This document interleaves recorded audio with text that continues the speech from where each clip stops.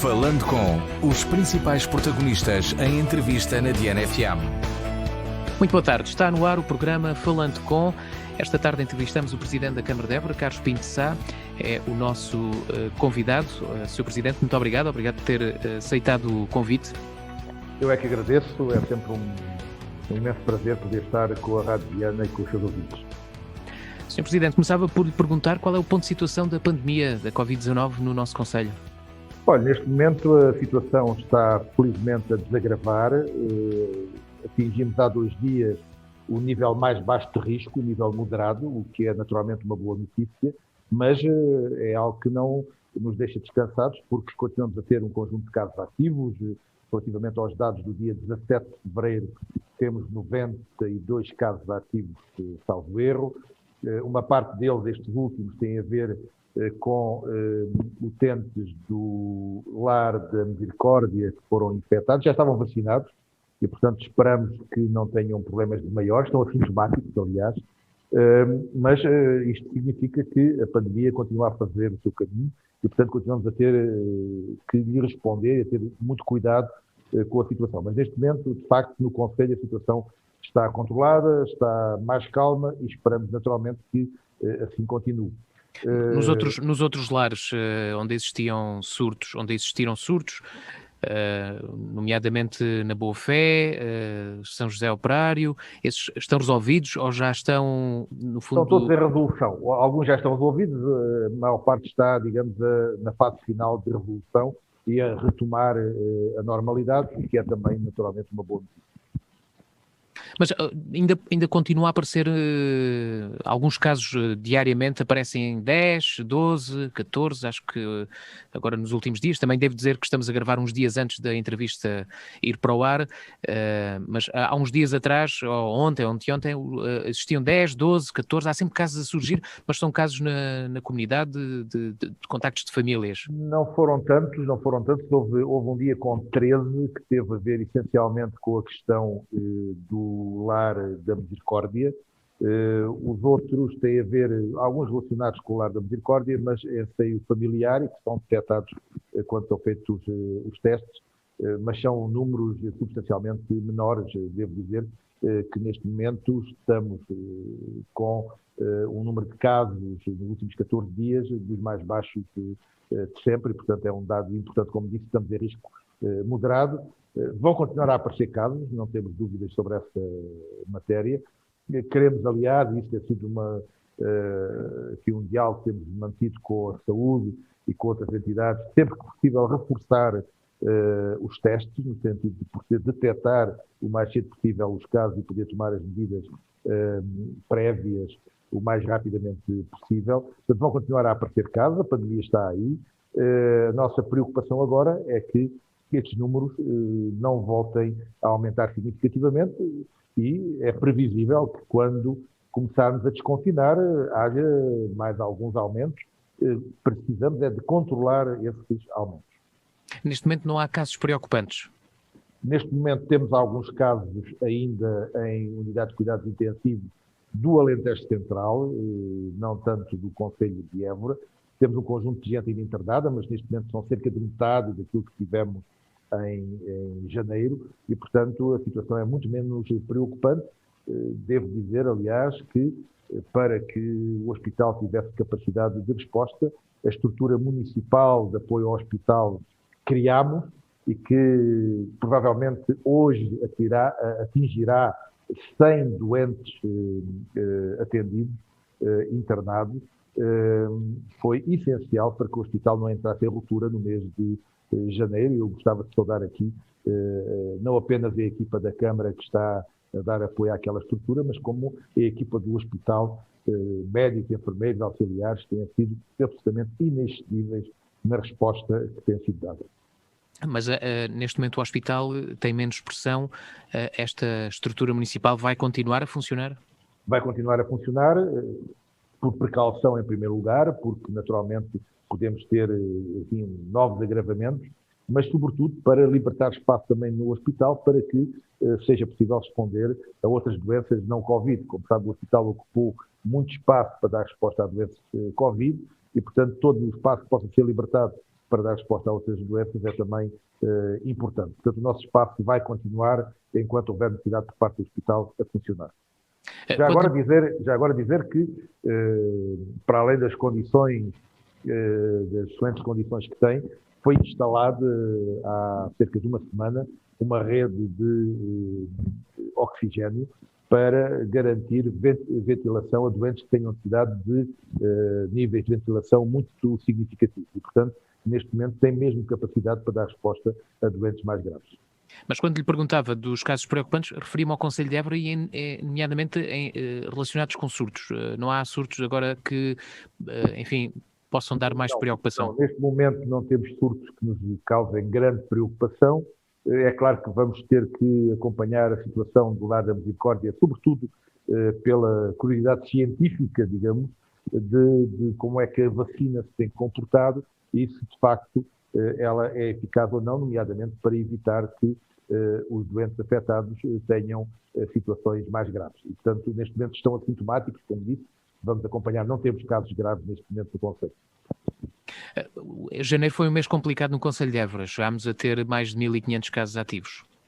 De facto, eu, como julgo que disse por várias vezes, julgo que nós na Câmara assumimos que nunca seriam tantos casos ativos. Contudo, a saúde pública durante muito tempo não teve capacidade para identificar os casos recuperados e, portanto, seriam bastante menos casos ativos. Aliás, quando foi possível começar a fazer isso, o número de casos ativos, o número de casos recuperados disparou de uma forma significativa, mas mesmo assim tivemos, de facto, muitos casos. Eu recordo que atingimos o pico no dia 27 de janeiro, em que tivemos 750 casos nos 14 dias anteriores ao dia 27 de janeiro. Portanto, esse foi o pico no Conselho de Évora. No Alentejo Central, o pico foi no dia 24 de janeiro, com, deixe-me ver se me recordo, 2.555 casos ativos nos 14 dias anteriores. Portanto, janeiro foi, de facto, um mês terrível e só a partir desses 2 dias é que digamos, os números começaram a diminuir lentamente, primeiro, agora de uma forma mais significativa, quer no Distrito de Évora, quer no Conselho de Évora. Parece que no Conselho de Évora e no Alentejo Central a situação foi, nessa altura, foi mais complicada do que em noutros locais, no Norte ou até no Algarve. Parece que não sei se concorda comigo, e já agora, se concordar, porque é que acha que aconteceu isso? Não me parece que tenha sido mais grave. Eu julgo é que há aqui uma desfasagem no tempo. Habitualmente temos sempre uma diferença de 2 semanas, por exemplo, em relação aos picos que há no Norte, e eu julgo que essa situação voltou a verificar-se, essa desfasagem do tempo, e, portanto, nós apanhámos aqui a situação mais grave quando outros já tinham passado por ela. Tal não aconteceu, por exemplo, em Lisboa, que continua a ter uma situação gravíssima, como é sabido, mas não me parece que tínhamos tido aqui uma situação substancialmente diferente do que aconteceu noutros pontos do país, exceto pelo desfazamento temporal. E agora, esta diminuição dos casos ativos resulta do confinamento?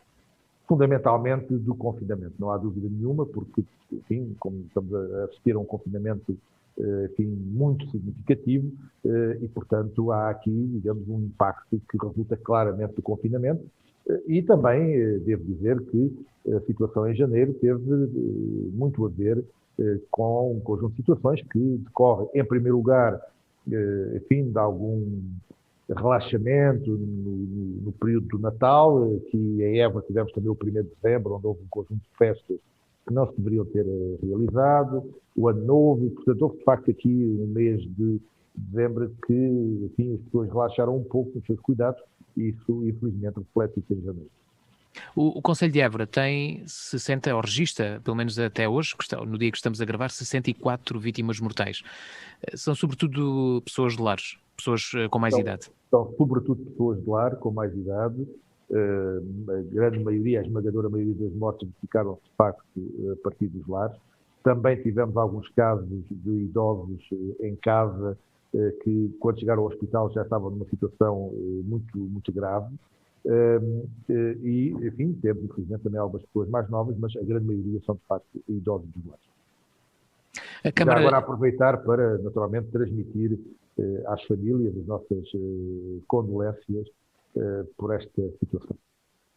No início, não foi bem no início, quando surgiu o primeiro surto num lar em Évora, no lar da Quinta da Sisuda, a Câmara, enfim, preparou um espaço numa residência universitária da Universidade de Évora, que, entretanto, passou a ter um caráter distrital. Como é que foi essa transição? Porque tenho informação de que a Câmara continua a suportar, ou suportou durante algum tempo, as despesas desta estrutura que agora é municipal, não é? Que agora é distrital, aliás.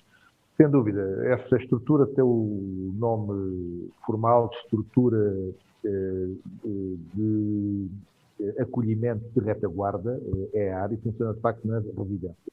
Até setembro, outubro, funcionou a cargo sob gestão do município, com equipas de médicos e enfermeiros, enfim, equipas de saúde do ACES, do Agrupamento de Centros de Saúde, e apoio de equipas municipais. Sempre dissemos que aquela estrutura estava disponível para poder, numa forma de solidariedade, a outros concelhos, e quando nos foi colocada a possibilidade de a estrutura dar apoio distrital, dissemos imediatamente que sim, e continuamos a dar apoio a essa estrutura, ela tem gestão distrital, mas uma parte das despesas continuam a ser suportadas pelo município, e já tivemos lá utentes de vários concelhos. Um deles foi Mora, recordo-me, de Capução, em que houve uma situação grave em 2 lares, também de Mourão, enfim, num conjunto de outros concelhos.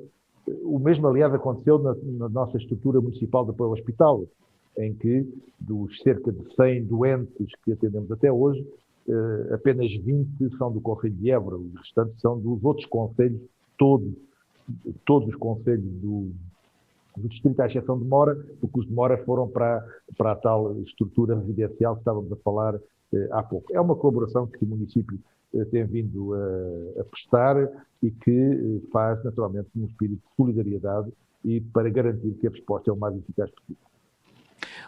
Queria lhe perguntar sobre as medidas. A Câmara de Évora, no início da pandemia, tomou algumas medidas, isenção de taxas, de estacionamento.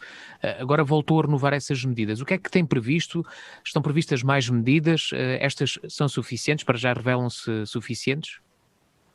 Bem, dizer que nós aprovámos, quando das opções do plano de orçamento para este ano, o que chamámos um plano municipal de emergência para a Covid, que tem várias áreas, desde a área social, à educação, à área económica, à proteção civil, com um conjunto vasto de medidas, naturalmente no âmbito daquilo que são as competências municipais, para responder à crise. Portanto, temos procurado, por um lado, manter as medidas que se revelaram eficazes e, por outro lado, lançar novas medidas quando elas se justificam.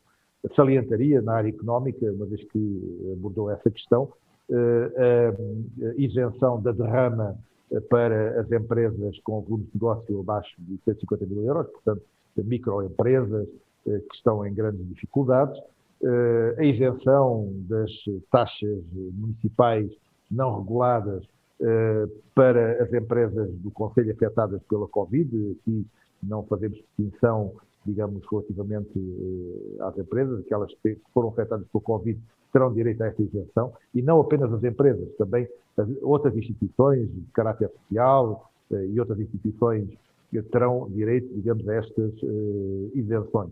São apenas, enfim, 2 das medidas mais significativas, mas temos um conjunto de outras também muito significativas. Agora, recentemente, por exemplo, aprovámos a isenção de estacionamento no centro histórico, moratórias, enfim, diferentes situações que temos procurado, enfim, na medida das nossas possibilidades e competências, dar resposta.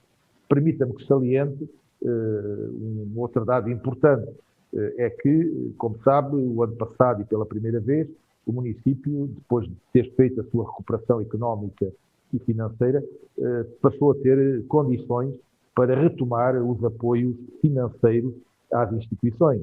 Eu gostaria de salientar o apoio aos bombeiros voluntários. O ano passado foram mais de 100 mil euros para os nossos bombeiros, que bem merecem, porque têm feito um trabalho extraordinário, quer ao nível de Covid, quer ao nível de outras doenças. Por exemplo, no transporte de hemodializados, mas também apoios ao nível dos clubes desportivos, das associações desportivas, das associações juvenis, enfim, da área cultural também, valores que neste momento ultrapassam provavelmente os 450 mil euros. Estou-me a recordar que entre os diferentes apoios que foram concedidos, alguns em diversas tranches, o valor global provavelmente aproximar-se-á do meio milhão de euros. Mas quais é que são, qual é que é a situação das empresas? Há grandes empresas em Évora relacionadas com a eletrónica, como a Tyco, a Kemet, ou da aeronáutica, a Embraer, a Mecacrom. Qual é que é a situação? Que informação tem recebido dessas empresas? Porque vivemos uma crise que, na sequência da pandemia, vivemos uma crise económica e social. Sem dúvida, as empresas estão a passar um momento difícil, em particular a Embraer, a aeronáutica. Como sabem, a aeronáutica está parada em todo o mundo e as perspectivas de retoma não são favoráveis e, portanto, está a passar uma situação muito difícil. Ainda assim, tem procurado manter a sua atividade em Évora e garante que Évora é fundamental para a sua atividade e para a retoma da sua atividade. É bom recordar que a aeronáutica foram afetados, sobretudo, a área comercial, não tanto a área da defesa e da aviação privada. Essa tem-se mantido com algum nível de resposta e, portanto, enfim, a Embraer tem conseguido, de alguma maneira, manter a sua atividade, naturalmente de uma forma mais reduzida. As outras empresas foram também afetadas, mas também nos comunicam que têm estado a fazer um esforço para salvaguardar os postos de trabalho e em particular, a sua atividade. Tem havido redução de emprego, nomeadamente com as pessoas que terminavam os seus contratos ou que estavam em situação precária, e, portanto, o aumento de desemprego tem sido significativo, um pouco por todo o país e também aqui em Évora, mas temos também boas notícias. Nós, neste momento, estamos a negociar 2, 3 grandes investimentos em Évora, exatamente nestas áreas, que esperamos, a seu tempo, poder dar conhecimento público, assim que puderem, esperamos nós, concretizar. Portanto, apesar destas dificuldades, continua a haver intenções de investimento nestas áreas como noutras, por exemplo, nas energias renováveis, mesmo na área do turismo, por exemplo, em que está completamente parado e numa situação tremenda. Os nossos restaurantes, as nossas empresas ligadas ao turismo estão numa situação dificílima, os nossos hotéis, mas, enfim, estão a olhar o futuro no sentido de, assim que houver possibilidade de retomar, poderem retomar, e continuamos a ter contactos e negociações para novos investimentos em Évora. Essas áreas que falava da hotelaria, da restauração, se calhar neste momento são as mais afetadas porque não podem funcionar, ou os hotéis podendo funcionar não têm também clientes. Houve uma quebra de mais de 90%, em particular com o confinamento. Tinha havido uma retoma nos meses anteriores, a seguir ao primeiro confinamento, que, enfim, deixava algum otimismo. Conseguimos até aqui uma retoma acima daquilo que era a média do país nessas áreas, exatamente porque muita gente procurou o Alentejo, procurou Évora, sobretudo nas áreas rurais, enfim, áreas, digamos, menos expostas, devemos assim falar, e, portanto, havia boas indicações. Infelizmente, agora com esta vaga, a situação complicou-se, mas eu digo que estamos a criar condições para que, quando houver uma retoma, possamos também na área do turismo dar essas respostas, porque temos aqui condições para receber as pessoas em segurança e garantindo, digamos, que podem ter as suas férias, podem fazer as suas visitas de lazer e a salvo do vírus. E, portanto, estas nossas empresas estão a trabalhar também nessa área, naturalmente com tremendas dificuldades. Admito que algumas, em particular pequenas empresas, microempresas, não resistam e que, naturalmente, não consigam suportar tantos meses sem atividade. Há situação, enfim, há sempre pessoas com carenciadas, há sempre pessoas que vivem com dificuldades, sendo que no Concelho de Évora o número de pessoas que vivem em dificuldades aumentou, há mais pessoas a recorrer à ajuda, a pedir ajuda? Sem dúvida, nós estamos perante uma crise económica e social muito grave. Porventura ela não é tão visível porque estamos em confinamento, mas o número de famílias com redução de rendimento, sem rendimento, aumentou de uma forma significativa. Nós já tínhamos aqui, de facto, um conjunto de famílias com dificuldades, com rendimentos muito baixos, e, portanto, não era fácil, naturalmente, dar uma resposta a esse nível, e com esta situação social agravou-se de uma forma mais significativa, e temos, de facto, famílias a recorrerem a instituições variadas de apoio social, e também à Câmara, que está a dar apoio. Estou-me a lembrar, por exemplo, que havia um conjunto de famílias que foram atingidas pelo Covid, em particular com idosos, em que a Câmara teve que dar apoios muito significativos, em particular de alimentação, de medicamentos, enfim, outro tipo de apoio social, e que naturalmente, à medida que o tempo vai passando, as pessoas também vão encontrando formas de apoio familiar e de resposta familiar, mas estamos perante uma crise muito grave de que vamos levar bastante tempo a recuperar, e daí a necessidade de haver apoios significativos por parte do Governo. Fala-se agora deste plano de resiliência e recuperação. Eu diria que uma parte desta verba tem que olhar exatamente as famílias carenciadas, aquelas que estão a sofrer mais, por um lado, e depois também a capacidade de dinamizar a economia, por exemplo, com a habitação, que é outro dos problemas que temos aqui em Évora. Continuamos a ter 140, 150 famílias com necessidades de habitação social para que não há resposta. Nós elaborámos um plano local de habitação, é um dos primeiros do país, se não o primeiro, que foi assinado com o IRU, está apontado às famílias mais carenciadas. Identificámos necessidades de investimento de 63 milhões de euros. O nosso plano está todo preparado para, a partir do momento que haja financiamento, podermos avançar com esses trabalhos. Isto permitiria não só dar uma resposta social, como dinamizar a economia. Como se sabe, a construção civil permite fazer aqui aquilo que nós chamamos de economia, o multiplicador da atividade económica, porque tem reflexo em muitos outros setores da atividade económica e, sobretudo, também no emprego. E, portanto, esta é uma área em que apostamos e em que temos transmitido ao Governo as nossas opiniões e as nossas propostas relativamente a esta matéria. Mas o que me está a dizer é que achava que algumas verbas, obviamente que o plano de recuperação e resiliência tem um valor muito grande, uma parte dessa, uma pequena parte, certamente, das verbas deste plano podiam ir para a habitação, para a criação de habitação?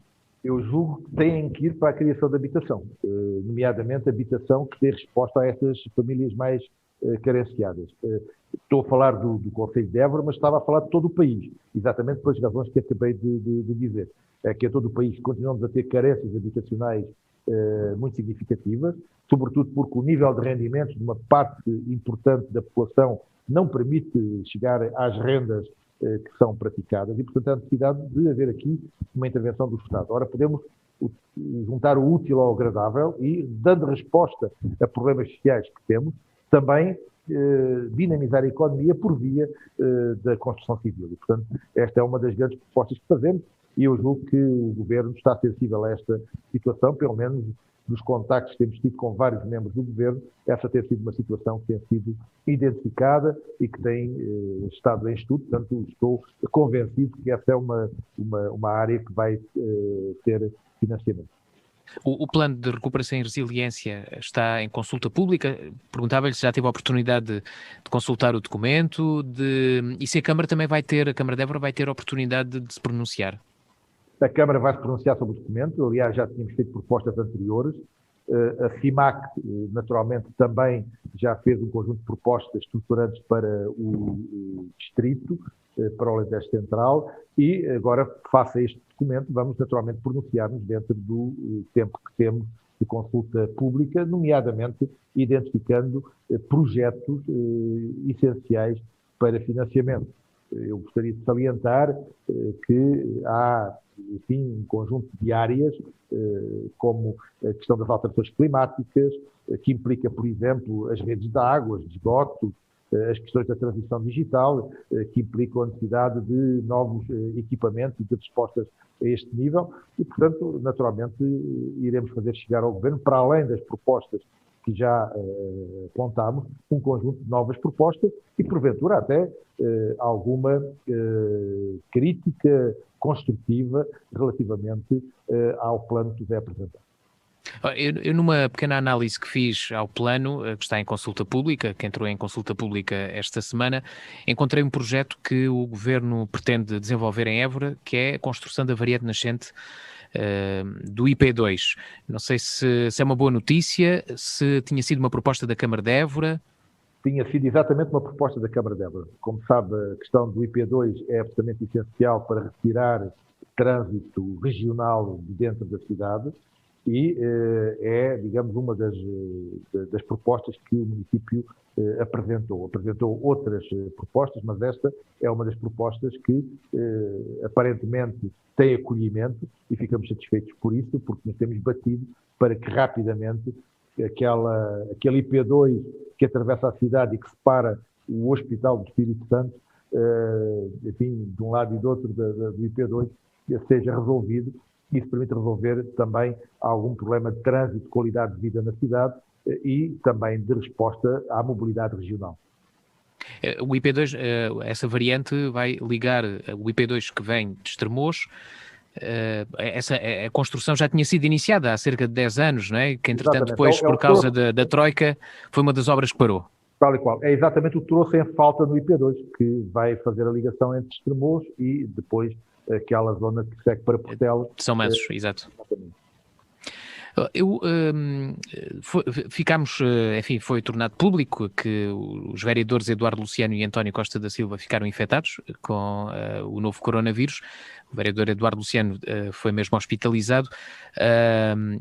Eu perguntava como é que isso alterou o funcionamento do Executivo. As reuniões, pelo menos durante um tempo, o Sr. Presidente teve de cumprir isolamento profilático, mas que implicações é que isso teve? As reuniões, penso que passaram a ser, as reuniões de Câmara passaram a ser por videoconferência.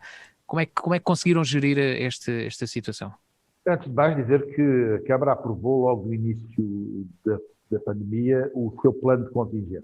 Isto implicou que, nomeadamente, em termos da variação, tivessem sido tomadas algumas precauções relativamente a estas questões da infecção, bem como, digamos, os serviços municipais. Aparentemente, estas questões têm vindo a resultar, uma vez que não temos tido problemas maiores em termos municipais, e, neste caso, foi possível que os restantes vereadores, com pelouros, e eu próprio, continuássemos a funcionar, apesar de estar em isolamento profilático, a partir, naturalmente, de casa e com, digamos, os dirigentes que asseguraram, digamos, a concretização das orientações municipais. Felizmente, claro que no período em que o vereador Eduardo esteve hospitalizado, eu assumi os pelouros do vereador e dei essas respostas. O vereador já retomou a sua atividade, ainda está em casa, mas já está a trabalhar por teletrabalho, teleconferência, e a informação que tenho é que na próxima semana já poderá até sair de casa e, portanto, retomar, ou pelo menos começar a retomar a sua atividade normal. O vereador Costa da Silva, enfim, recuperou rapidamente também da doença e, portanto, a Câmara nunca ressentiu por esse problema e teve sempre a funcionar dando as respostas necessárias. Mas os funcionários estão a trabalhar em espelho, ou pelo menos uma parte dos funcionários? Não. Durante a primeira parte da pandemia tínhamos equipas em espelho, depois alterámos, desfazendo horários. Portanto, temos equipas com desfazamento de horários a trabalhar em pleno, só que não se encontram, não se cruzam, no sentido de tentar evitar, digamos, uma grande concentração de trabalhadores e, portanto, optámos pelo desfazamento de horários e não tanto as equipas em espelho. As equipas em espelho significava que uma parte dos trabalhadores ficava em casa, sem poder, naturalmente, dar o seu contributo para o serviço público. Isso dificultou-nos e causou-nos alguns problemas a vários níveis, na área da limpeza, por exemplo, e noutras áreas, e, portanto, procurámos ultrapassar esta situação agora através do desfazamento de horários, que tem estado a funcionar bem e, portanto, esperamos que possamos, com esta forma, encontrar respostas às necessidades do serviço público. Tem ideia do número de funcionários da Câmara que já estiveram infectados com o coronavírus? Não tenho um número certo, eu diria que foram algumas dezenas de funcionários mas na sua maioria, se não na sua totalidade, não foram contagiados internamente, mas foram contagiados externamente, ou seja, foi, enfim, sobretudo por causa da pandemia que andou pelas famílias, digamos assim, e noutros locais, e foram apanhados por isso. Enfim, tivemos alguns casos preocupantes, mas foram recuperando todos e, portanto, não houve, de facto, situações de agravamento. E tivemos, o nosso plano de contingência identificava que, mesmo sem a intervenção da saúde, colocávamos os funcionários de imediato em isolamento profilático, aliás, como eu próprio fiz. Eu, por exemplo, não tive contacto da saúde quando foi no caso do vereador Eduardo, e imediatamente tomámos essa medida de garantir o isolamento profilático, e isso, de facto, deu bom resultado, porque parou ali a cadeia de transmissão. Na semana passada o país iniciou uma nova fase de vacinação, pessoas com mais de 80 anos e pessoas também com mais de 50 e com doenças graves, doenças com comorbilidades. Eu perguntava-lhe quando é que começa essa fase no Concelho de Évora, uma vez que já começou em alguns concelhos do Alentejo e do Distrito de Évora, mas em Évora penso que ainda não. Ainda não começou, apesar de já termos feito alguns testes. A prioridade é para os concelhos que têm um risco mais elevado. Como disse, nós estamos no risco mais baixo e, portanto, estamos numa prioridade mais baixa. Nós cedemos a Arena de Évora para o centro de vacinação Conselho e foi feita uma primeira experiência que resultou muito bem.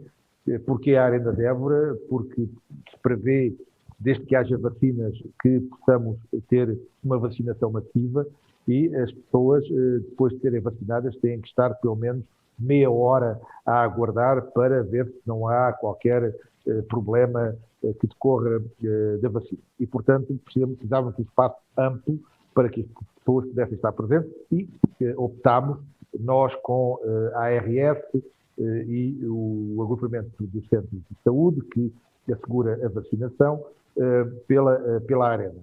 Fez essa experiência e na semana passada,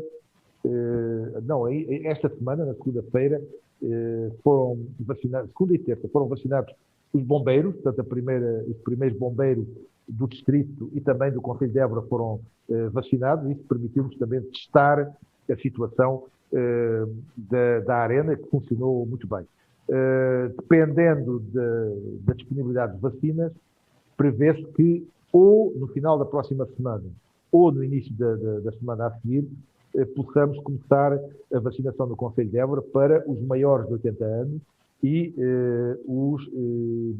as pessoas com mais de 50 anos, com doenças, enfim, problemáticas, aquelas que naturalmente podem ser mais afetadas pelo vírus, e, portanto, está tudo a postos para que essa vacinação possa começar. Temos aqui uma preocupação, que aliás transmitimos ao Governo, que tem a ver com o contacto, em particular com os idosos isolados, uma vez que pode haver casos em que enfim, a mensagem por telemóvel ou o contacto telefónico seja insuficiente, e, portanto, temos que resolver esses casos, bem como questões de transporte e algumas outras logísticas, e por isso mesmo tenho marcado uma reunião com o Sr. Secretário de Estado, coordenador aqui do Alentejo, onde participarão também outros colegas presidentes dos conselhos intermunicipais das CIMs, de todo o Alentejo, para podermos, em conjunto com o responsável da Task Force pela vacinação, conversar sobre estas matérias, naturalmente também com a participação da ARS e dos ACES, para, porventura, definir algumas questões que ainda estejam por resolver, garantindo, assim, que rapidamente, e assim que as vacinas chegarem, se garanta a vacinação a todos. Perguntava-lhe agora se já sabe se vai ser vacinado agora em breve, no âmbito da prioridade que vai ser dada aos políticos. Não, mas já tinha manifestado a minha intenção de não ser vacinado nesta fase. Entendo que há outras prioridades e, portanto, quando chegar o meu momento de vacinação enquanto cidadão, serei vacinado nessa altura, não enquanto político. Mas porquê? Porque não concorda que os políticos tenham alguma prioridade? Concordo que há alguns políticos que devem ter alguma prioridade, naturalmente, sou Presidente da República, sou Primeiro-Ministro, enfim, de forma a garantir o funcionamento das instituições, sinceramente acho que, em relação a outros cuidados, temos de ter aqui algum cuidado para que não surja aqui aquela ideia que, pronto, lá estão eles a ser beneficiados de novo e, portanto, eu julgo que, no meu caso, como digo, quando chegar a minha vez enquanto cidadão, serei vacinado dessa altura. Que análise é que faz da gestão do governo, da gestão do governo da pandemia? Bem, eu, em primeiro lugar, dizer que estamos perante uma situação nova e, portanto, naturalmente é uma dificuldade muito significativa dar resposta à pandemia. Eu julgo que o governo procurou dar as respostas necessárias.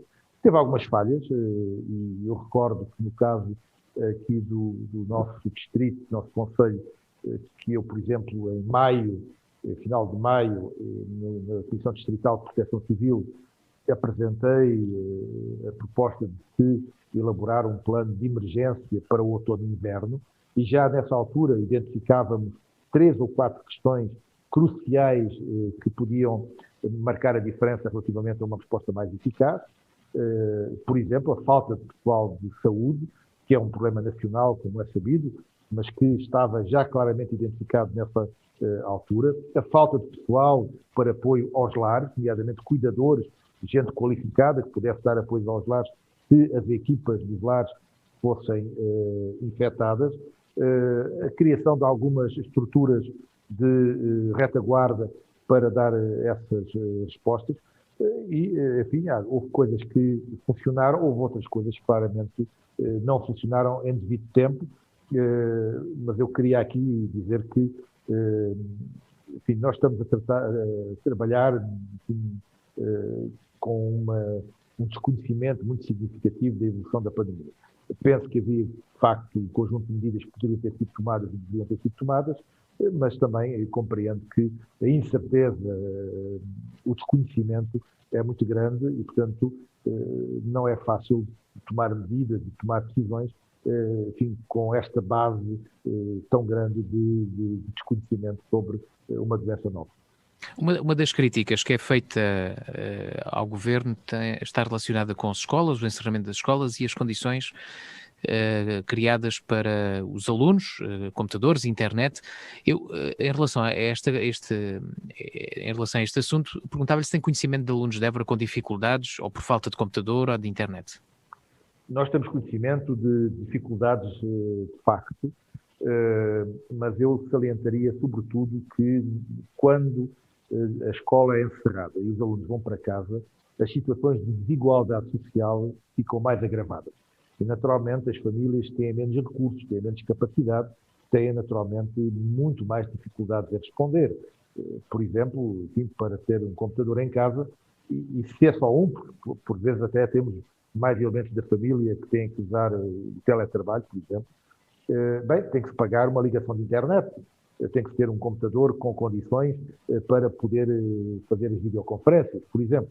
E, portanto, naturalmente, há um conjunto de famílias que têm dificuldades a esse nível, e aqui eu julgo que o governo deveria ter, de alguma maneira, antecipado esta possibilidade e garantido, por exemplo, que as tarifas sociais de internet, que o acesso aos computadores pudesse ter sido mais cedo.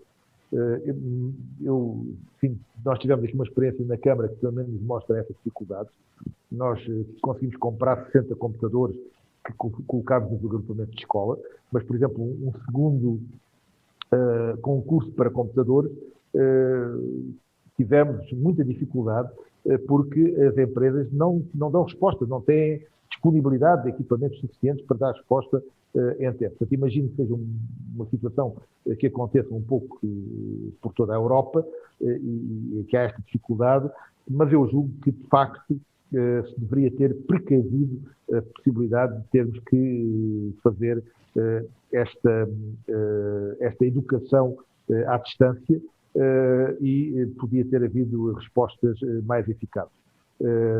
Eu julgo que algumas dessas respostas já poderiam estar neste momento a funcionar e não estão. O caso das tarifas de internet, por exemplo, é uma delas, mas há outras situações. Devo dizer que aqui em Évora os agrupamentos de escola têm feito um esforço notável para que ninguém fique penalizado, usado, e que possam ter acesso. Isso, em larga medida, tem sido conseguido, mas, como digo, não ultrapassa o problema do aprofundar das desigualdades que uma situação destas traz às famílias, em particular aquelas que têm menos recursos.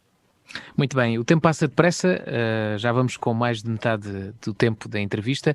Queria perguntar agora, estamos a cerca de 4 meses, se vivêssemos numa situação normal, estaríamos a 4 meses da Feira de São João. Não sei se a Câmara já tomou alguma decisão sobre a feira. No ano passado, como sabemos, não se realizou devido à pandemia. Acha que há condições para se realizar a feira este ano? Dificilmente haverá condições para se realizar a feira este ano. Os dados que temos da saúde, sobre a evolução da pandemia e sobre a evolução da vacinação, deixam-nos muito céticos relativamente a esta matéria. Nós estamos a preparar uma eventual feira um pouco diferente, enfim, com uma eventual participação menor, enfim, com um espaço mais amplo, mas mesmo nessas condições tenho dúvidas que possamos realizar a Feira de São João. Já fizemos uma primeira abordagem sobre esta matéria na última reunião de Câmara. Vamos naturalmente recolhendo os dados e a previsão de evolução da pandemia nas próximas semanas. Eu recordo que não podemos, como é evidente, organizar uma feira em cima dos joelhos. Não se organiza a feira em maio, temos que começar a organizá-la. Já estamos a organizá-la agora e, portanto, tem que haver condições para que haja resposta por parte das empresas, não apenas condições do ponto de vista, digamos, da evolução da pandemia. Portanto, eu devo dizer que tenho muitas dúvidas que possamos realizar a Feira de São João e, se a pudermos realizar, será certamente em condições muito mais restritivas do que aquelas que estamos habituados. Sobre a candidatura de Évora à Capital Europeia da Cultura em 2027, qual é o ponto de situação? Obviamente que a pandemia veio aqui complicar um bocado a estratégia da Câmara de Évora. Eu diria a estratégia da Comissão Executiva. Como sabe, não é apenas a Câmara de Évora, inclui, enfim, a Universidade, a Direção Regional de Cultura, a CCDR, a CIMAC, a Entidade Regional de Turismo, a Fundação Eugênio de Almeida. O que alterou foi fundamentalmente o modelo participativo e aquilo que queríamos, que era poder fazer reuniões mais pequenas, maiores, para garantir a participação de todos. Estas reuniões têm estado a ser feitas, mas sobretudo através de videoconferência, de fóruns, de situações deste tipo, o que naturalmente dificulta a participação. Ainda assim, estamos a procurar garantir o modelo participativo, que está, digamos, a prosseguir e que vai, nos próximos meses, continuar, digamos, a manter. Chamar a atenção, por exemplo, só por curiosidade, que lançámos agora, há 2 semanas, um programa para dar a conhecer instituições culturais, um pouco por todo o território, através de vídeos, chama-se o programa Sendo, que pode ser visto online, através de várias plataformas digitais, e que começou exatamente com a Biblioteca Pública de Évora, com o projeto Cortex de Arraiolo, que vai ter na próxima emissão a Harmonia, a Cidade da Harmonia, aqui de Évora, que está a viver uma situação extraordinariamente difícil com a pandemia, porque, enfim, naturalmente, tem custo, nomeadamente de rendas, que tem que cumprir e não tem forma de fazer receita e, portanto, é também uma forma de podermos chamar a atenção para a solidariedade que é necessária à harmonia e o papel que esta sociedade e as sociedades recreativas têm no nosso tecido. Estas emissões têm uma periodicidade semanal e deixo aqui o convite a todos para poderem ir ver as 2 primeiras e seguirem as outras. Estamos a preparar a candidatura a vários níveis e, enfim, eu julgo que estaremos em condições de apresentar uma boa candidatura, mas refiro e sublinho, vamos continuar a ter aqui uma interação muito significativa com os diversos agentes económicos. Gostava de, enfim, deixar aqui 2 ou 3 notas rápidas sobre a matéria. A primeira que o Conselho da Região, que abrange, digamos, instituições de todo o Alentejo, o Conselho que funciona ao nível da Comissão de Coordenação Regional, aprovou como projeto estruturante para o Alentejo a candidatura de Évora Capital Europeia da Cultura, incluindo toda a região, e que a estratégia está exatamente a inserir-se na estratégia regional, porque queremos, digamos, que todo o território possa participar e seja um projeto que anime e possa ajudar ao desenvolvimento de todo o território. Portanto, agradecer aqui essa disponibilidade das instituições de todo o Alentejo de apoiarem e participarem na candidatura, que sendo de Évora, é também uma candidatura do Alentejo. E depois, enfim, as inúmeras adesões e, neste momento, dizer que já temos um conjunto vasto de projetos estruturantes que nos apontam exatamente para aquilo que pretendemos, que é que este processo deixe marcas, ou seja, crie raízes, permita densificar a área cultural em Évora e no Alentejo e dê um contributo para o desenvolvimento do Alentejo. Ligada, se calhar, a esta candidatura está a obra do Teatro Garcia de Rezende, visitou esta semana. Eu, quando digo visitou esta semana, devo dizer que é na semana passada, ou seja, porque quando o programa vai para o ar, nós estamos a gravar na sexta-feira antes do programa ir para o ar, mas visitou esta semana, agora há poucos dias, o Teatro Garcia de Rezende. Há obras também, há pelo menos 3 projetos, o Teatro Garcia de Rezende, o Salão Central Éborense e o Palácio Dom Manuel. Qual é que é o ponto de situação de cada um? Eles estão na reta final, se calhar o Salão Central ainda um pouco mais atrasado. Muito rapidamente, sim, o Palácio Dom Manuel tem a obra concluída, estamos em condições de o abrir, estamos à espera que haja, digamos, uma forma de poder abrir o Palácio. Estamos neste momento a instalar no Palácio Dom Manuel um centro interpretativo da cidade, que é um centro que pretende, de alguma maneira, recepcionar os visitantes que vêm a Évora, mas também a população residente para conhecer melhor a cidade. E, portanto, assim que tivermos condições para abrir e inaugurar o Palácio Dom Manuel, que é uma obra de reabilitação absolutamente notável, teremos todo o gosto, naturalmente, em fazê-lo e esperar que a população possa usufruir do Palácio renovado. O Teatro Garcia de Rezende, felizmente, foi possível antecipar as obras. A obra, que é sobretudo uma obra estrutural, não é uma obra que, quando se abre ao teatro, seja imediatamente visível. Estamos a falar de intervenção na estrutura do edifício, estamos a falar da criação de condições de segurança contra incêndios, das redes de infraestruturas, água, saneamento, eletricidade, comunicações, enfim, tudo, a recuperação, a reabilitação do palco, aquele palco notável em madeira que temos e com uma teia também notável, uma teia histórica que é absolutamente notável, a criação de condições para os artistas que irão passar pelo Garcia, enfim, e esta obra estará, em princípio, concluída perto de março.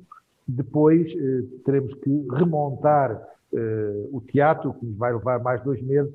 Eu diria que provavelmente, talvez, se tivermos condições para isso, lá para junho o Teatro Garcia de Rezende possa reabrir, sendo certo que haverá que continuar a trabalhar e a fazer mais obras no Garcia de Rezende a outros níveis que não foi possível ainda nesta intervenção fazer.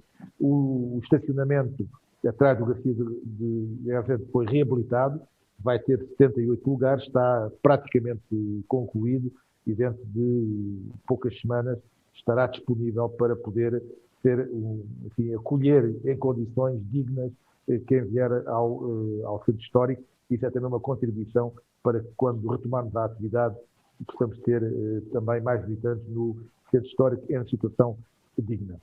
O Salão Central está mais atrasado, sem dúvida, mas está dentro... Também já agora é uma obra diferente, de maior envergadura, não é? Maior alteração.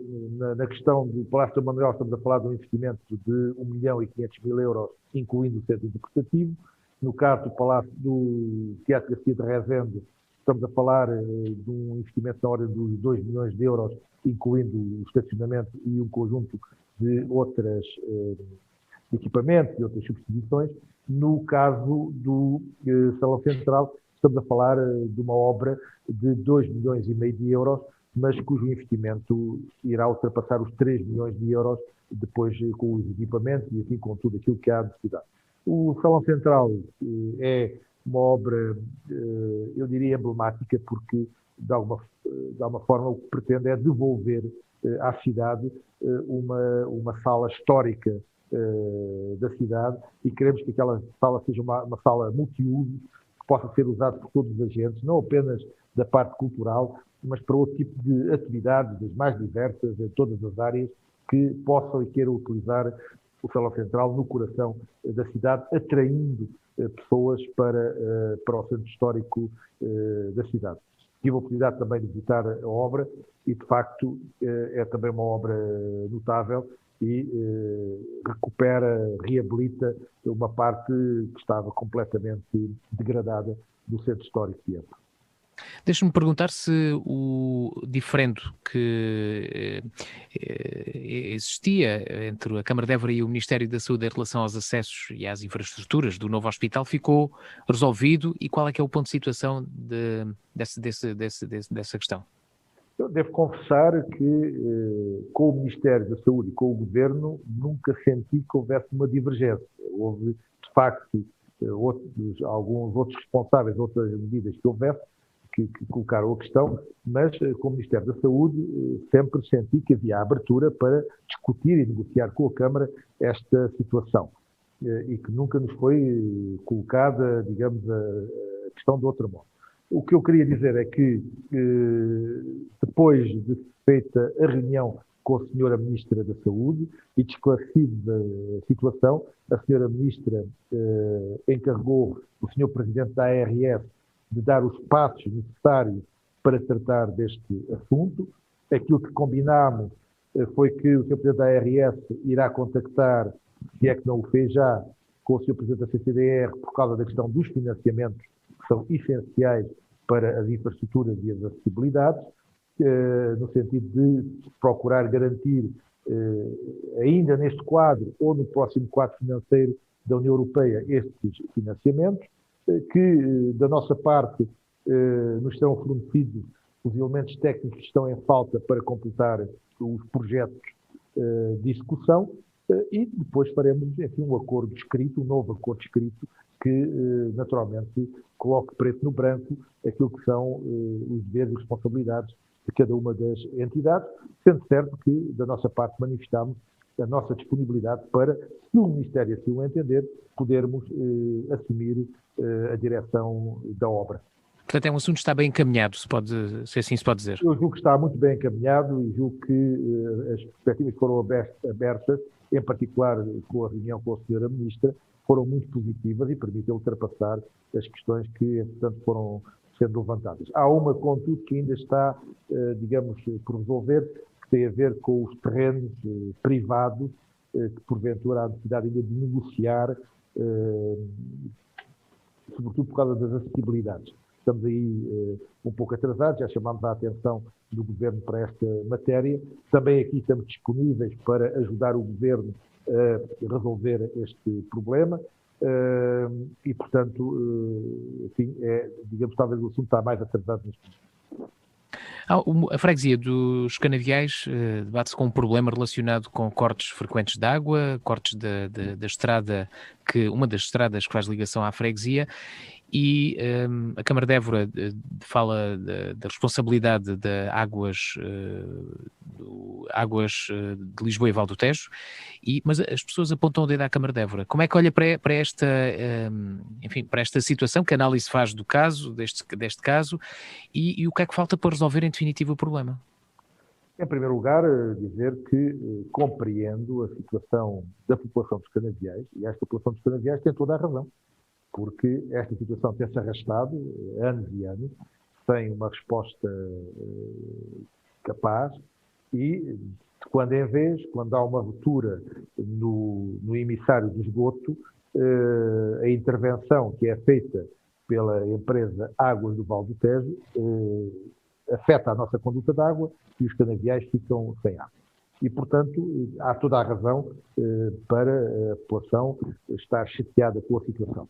Eu não diria que são todos aqueles que apontam o dedo à Câmara, há muitos que apontam, porque, enfim, nos têm dito que a responsabilidade é da Câmara, não é a responsabilidade da Câmara, mas a Câmara não sacode as suas responsabilidades de exigir que a situação seja resolvida. E por isso mesmo, como já foi comunicado, fez um acordo com as Águas do Val do Tejo, no sentido de que a obra que tem que ser feita pelas Águas do Val do Tejo, para resolver o problema do emissário de esgoto, que é das Águas do Val do Tejo, permita também resolver o problema da conduta de abastecimento, ou seja, separar a conduta de abastecimento, distanciá-la do emissário, para impedir que, quando haja necessidade de intervir na conduta de esgoto, digamos, seja afetado o abastecimento de água. O projeto está, pela informação que o Presidente das Águas do Val do Tejo me deu há 2, 3 semanas, está em conclusão e prevê lançar o concurso até final de março. Disse-me até que estaria a tentar antecipar o lançamento do concurso. Naturalmente que ficamos satisfeitos. Isto significa uma nova conduta de esgoto e também uma nova conduta de abastecimento de água aos canaviais para resolver o assunto. Naturalmente que quando a obra começar teremos problemas na estrada dos canaviais, porque a estrada digamos, apertada, não é muito larga, e, portanto, vamos ter que fazer a obra e, simultaneamente, assegurar a acessibilidade aos canaviais. É algo que ficámos também de analisar com a empresa Águas do Val do Tejo, para encontrar soluções que minimizem o problema. Abordaremos também, assim que tivermos a informação, a Junta de Freguesia e, naturalmente, procuraremos encontrar as soluções adequadas. Entretanto, os nossos serviços, do estudo que fizeram, detectaram a possibilidade de, porventura, com uma conduta através de uma outra área, poder evitar os cortes de água através de uma redundância na rede. Estamos, neste momento, exatamente a estudar a viabilidade dessa solução, que, a ser viável, e neste momento aponta-se nesse sentido, não resolve todo o problema, porque é uma conduta mais pequena, mas vamos procurar, tão breve quanto possível, resolver esse problema dessa conduta, e essa será uma obra do município e, portanto, enfim, compreendendo naturalmente a situação e a razão da população dos canaviais, dizer que temos feito tudo ao longo destes anos para que haja uma resposta tão breve quanto possível. Neste momento há essa perspectiva de resposta. Muito bem, estamos mesmo quase a terminar a entrevista, mas tenho que lhe perguntar sobre as eleições autárquicas que estão marcadas para este ano, final de setembro, início de outubro. Há condições para a realização das eleições devido à pandemia? Acha que há condições? Defende o adiamento? Ou se também considera que há condições para fazer campanha? Eu, antes de mais, gostava de dizer que acho que é cedo demais para estarmos a abordar essa questão. Nós não sabemos qual vai ser a evolução da pandemia e em que circunstâncias é que a situação, enfim, ao nível das eleições, no período que antecede as eleições, qual é a situação que teremos. E, portanto, é uma discussão que eu julgo que não vale a pena estar a fazer agora, porque estaremos, enfim, apenas nas suposições e não com questões concretas. Portanto, nessa data, quando digamos, for o tempo, discutiremos isso. Diria que, primeiro, a pandemia não pode suspender a democracia.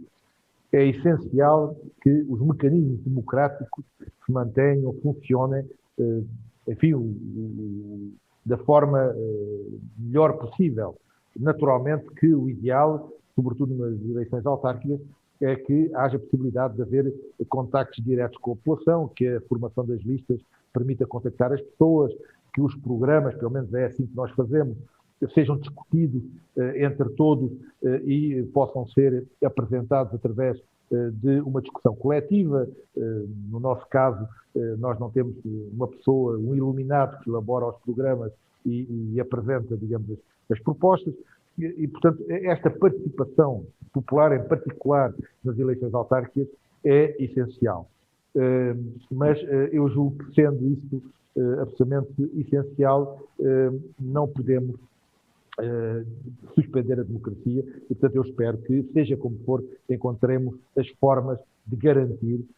Eu espero que as eleições estejam realizadas, enfim, quando estão previstas, mas a seu tempo veremos se há condições ou não para o fazer.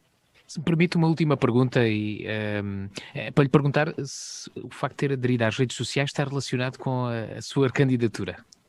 Não está. Está relacionado, sobretudo, com uma situação que, aliás, julgo ter sido visível, de, enfim, um conjunto de pessoas estarem a utilizar as redes sociais para ataques virulentos, insultos e outros tipos de situações contra a minha pessoa, com mentiras até contra a minha pessoa, e, portanto, apesar de facto, as redes sociais muitas vezes propiciarem este tipo de situações, entendi que, enfim, devo ter uma intervenção que mais não seja para que, em alguns casos, seja possível também repor a verdade, identificar as situações e ter aqui uma palavra e as pessoas terem a possibilidade de se contactar diretamente comigo para perguntar se, digamos, aquelas questões que vão passando pelas redes sociais são verdadeiras ou não, e esclarecer até, digamos, as situações. Portanto, é sobretudo para, num sentido de esclarecimento, de transparência, que aderia às redes sociais. Não tanto sobre a candidatura ainda não pensou? Estamos a discutir essa situação. No próximo sábado mesmo vamos ter uma reunião ao nível distrital para avaliar as situações das eleições autárquicas e, portanto, como sabe, temos um processo coletivo, discussão coletiva interno, e esse é o processo que está a decorrer. A seu tempo, naturalmente, tomaremos decisão. Muito bem. Chegamos ao fim. Quero-lhe agradecer a disponibilidade mais uma vez para esta hora de conversa. Fizemos uma entrevista de uma hora. A sua disponibilidade. Muito obrigado, Sérgio. Muito obrigado, Sérgio, e mais uma vez uma saudação ao auditório da Rádio. Ficamos por aqui. O Falando Com regressa 2 a 8 dias com um novo convidado. Boa tarde. Falando Com os principais protagonistas em entrevista na Diana FM.